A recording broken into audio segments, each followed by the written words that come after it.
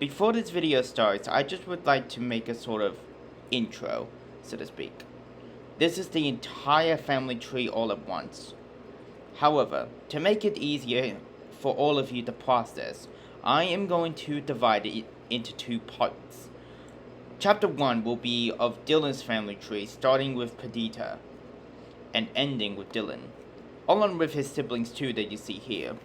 Diesel, DeLoco, Da Vinci, DJ, and the Triple D. Though I would say the triple, well, never mind.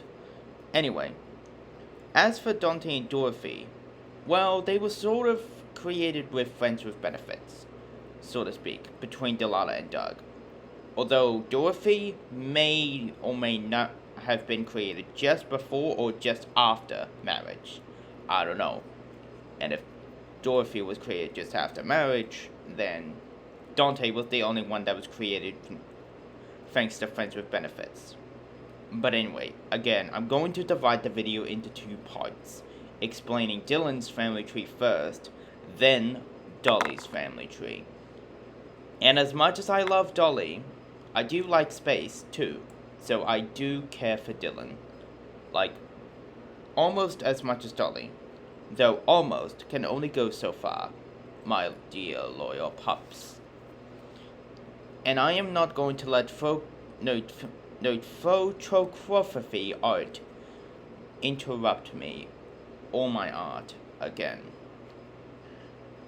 Let alone my dear friend, who is sort of like a stepsister to me, at least in spirit. But anyway, I hope you enjoyed the full video, my loyal pups, because this video is 20 minutes long and pretty much worth your time. Because this family tree is not as clear-cut as everyone thinks.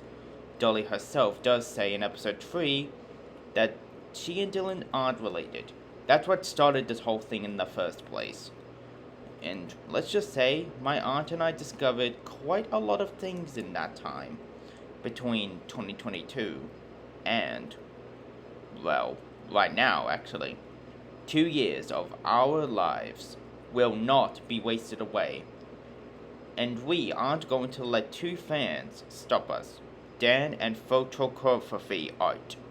Sorry if I'm butchering that name, and sorry if this sounds angry. I'm not angry, just hurt, so to speak.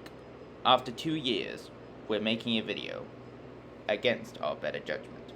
I hope you enjoy it. Thanks.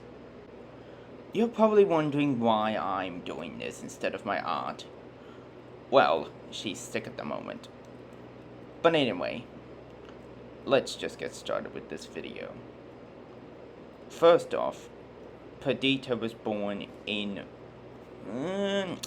according to my aunt, February 1951. Just a little bit of fun fact there.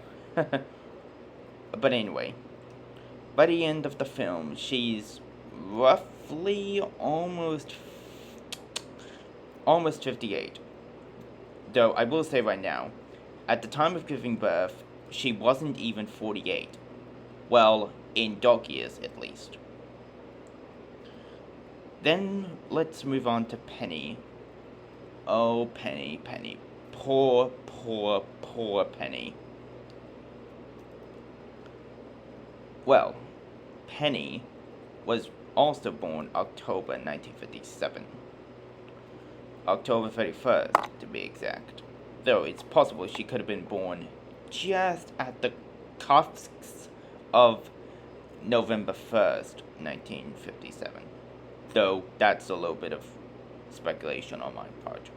Well, my aunt's part. But anyway, here's a little interesting thing about Penny. She waited 40 years. Not dog years. Legit years. In order to try to start a family. Not only would this explain why there aren't enough generations, but also because the Dalmatians are even more clever than Cruella thought. She would think that they would just breed and breed, but no. Penny took her sweet, sweet time before deciding it was safe, unknowingly unknowingly giving Cruella what she wanted because she was still alive. She wasn't going to be dead in 40 years. Poor Penny, not knowing anything. But she did have the right idea. She just waited not long enough. Anyway, in 1998, in January to be exact, Penny got pregnant at the ridiculously old age of 282 in dog years, or about 40.33 human years, to her husband, Chris Dalmatian, born somewhere in London, though maybe on the southern part, maybe at Conroe Beach or something like that. But anyway, we then move on to Penny's daughter, Maria. Maria, you may be wondering. Well, Maria is kind of like a laid-back version of Delilah. Just very laid back. And not worrying about too many things. She also has the job of being a nurse, but not just any nurse. The nurse that saves puppies' lives. She helps the pregnant mothers give birth to said puppies. She adores them, and would love to have a daughter of her own, but there was just one issue with Maria. When she was born, she couldn't exactly breed again. She tried many times, but had no success. Her father tried to help by signing her up with a boyfriend once or twice, but it didn't seem to help. So one night in January 2004, Penny went to Bald Mountain for help in order to get some, let's say, other means of getting pregnant from the Black God himself, Chettabog. This will become important later. But anyway, Maria got pregnant with none other than her daughter, although my aunt and I wished that she had never done that. But the family has to continue somehow, so in March 2004, Chort was born. Chort is Delilah's mother, and let's just say, she is the complete opposite of her own mother. She doesn't want to save puppies' lives. She would rather abort them all, finding any excuse in order to do so.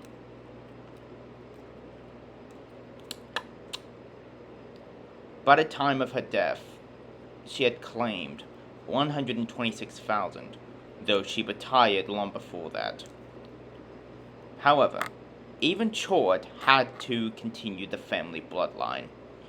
Even she knew this. So, in 2010, she got pregnant with Delilah Dalmatian, her own daughter. Now, Delilah herself is sort of a mix between her own mother and her grandmother, Maria. Though personally, I think Delilah is more like Perdita than anything, her great-great-grandmother. And maybe a tad bit of Pongo in there too. But anyway, Delilah suffered heavily under Chort. Chort wasn't kind to her. Everyone seems to think that Dylan has a hard time. Well, take his vacuum cleaner away, and all of the humiliation replaced instead, and, well, you have a mere fraction of how Chort treated Delilah. She treated her horribly. I don't even want to go into details, as this might get the video demonetized and my aunt's channel deleted. But anyway, Delilah herself thankfully, would never go down her mother's path. Though, to protect herself, she did pretend to, for a time. Dolly can act quite well, can't she? I mean, she did do a fake Cruella laugh, if I'm not mistaken. Though, that's mostly my art. Regardless, though, Dolly would go behind her mother's back and get pregnant for a second time. Wait, you're probably wondering, why a second time? Well, one time, at around 16, Dolly tried to get pregnant, but didn't succeed because of her mother, Chort. That devil Dalmatian, that wicked witch, the daughter of Chernobog, is a wicked creature. Hardly a Dalmatian at all. Anyway, in March 2016, Dylan himself would be born. And he would be a mix of his father Albert, biological father by the way, and Dolly herself, at least in looks. But in personality, well, he's a lot like his father.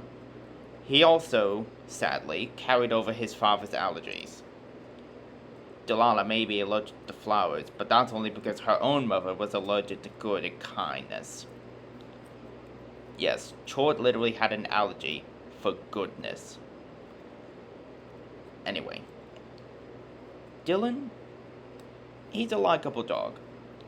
He tolerates a lot from his stepsister, and I admire that.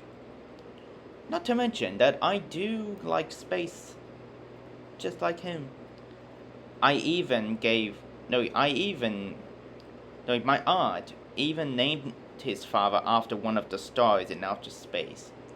It really ties into his obsession, doesn't it? But anyway, at the time of December 2017, he's 12.6 dog years old, the same age as his stepsister, give or take a few hours. Because his stepsister was born on March 1st, 2016. Sorry, almost messed that up. And you're probably wondering, why now? Why after 18 versions of the family tree is my aunt finally making a video? Or rather, I am. Well, it's because she and I have had enough. Especially after what happened to our poor old friend. Descended into madness. But anyway, that is Dylan's entire family tree explained, just on one side. Starting from Perdita and ending with Dylan, though he might have pups in the future, with who is unknown. Possibly Summer, as he does have the Google eyes for her, doesn't she? No, it doesn't he? God damn, I messed it up. But anyway, I hope you enjoy Chapter 2, because Chapter 2 will be about Dolly's family tree. Starting from her own mother, Opal and Dog, by the way, and ending with her. It's a lot less complicated than Dylan's. I hope you enjoyed the full thing. Soon, my loyal pups, we will make this family tree great again. Also, some characters' names are subject to change, like Maria and Chris, for example. Though Chort herself, well, as my aunt already explained, is indeed canon, though originally she wasn't. Now we move on to Chapter 2, Dolly's family tree, and we start with her mother, Opal. We already know who her father is, so I don't need to explain that much anyway. Her mother, Opal, was extremely kind, like the complete opposite of Chort. extremely kind, though she did have anger problems. However, they were not directed at Dolly. No, they were directed at an evil squirrel that was trying to hurt Dolly. Or kill her, I don't know. But anyway, let's move on to her past. She was born in Paris. Ironic. And she had two other siblings, Misty and Amber, both of which are candidates to being Marshall's mother. So that would make Marshall Dolly's cousin. Oh dear. I wouldn't want to see any ships. Anyway, back to Opal. Opal had a good time in Paris, though when she was around 6 years old, in dog years, she moved to London in order to, let's say, get out of Paris due to everything that was happening at about that time of mid 2010 to late 2011. No, to early 2011, sorry. But anyway, after Opal moved to London, she had a great time. Just basically having a life similar to her own daughter. Now, she, like Doug, did move from another country, though Doug did move from California to London. However, it wasn't him that did this, it was his parents, 20 and Doja, though I'm not going to go into detail on that. Anyway, Opal would then meet Doug sometime in college and would live together for many, many years. Opal would sadly pass away in her daughter's arms, if you can call the front legs arms anyway, at the age of 48, after giving birth to her last litter of puppies, specifically the siblings that we know and love, though some would pass away, sadly. Anyway, now we move on to Dolly herself. Oh, Dolly, my love. What do I have to say about her? Well, some would call her a tomboy, although that's not entirely accurate. Well, actually, it is accurate, but it is a bit... it rubs me the wrong way. So I, personally, call her a galore girl. Though, feel free to call her a tomboy if you want. Just not in front of me. Dolly? Well, the reason why she behaves the way she does is because she wants to hide her depression deep down. Which explains why she suddenly snaps from being caring to being hyperactive and misbehaving, and then snaps right back to caring once again. However, I will say right now that Dolly is not a monster, and she never will be. Nothing like her step-grandmother, Chort. And Chort would go on to give Dolly nightmares later on, though this would be after the series. Though, that depends if Chort did come back as a spirit. I don't know. My aunt knows more. So yeah. And that's basically the entire family tree explained all at once. And to give a summary of it.